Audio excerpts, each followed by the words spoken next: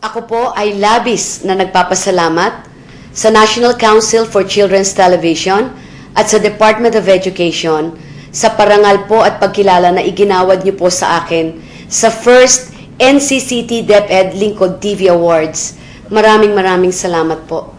This Lifetime Achievement Award will really inspire me more as an artist and now as a public servant to strengthen more my commitment to promote our children's rights and welfare by addressing their needs, especially in the areas of health and education.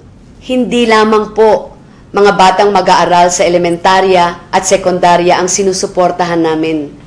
We will continue building more daycare centers, train our teachers, provide our preschool children with learning materials. Also, we will expand the coverage of our nutrition and disease prevention programs for these children. Of course, we want them to have a real chance to realize their dream and lead a better life. The quality of our children's future and our communities as well will depend greatly on the investment that we collectively put.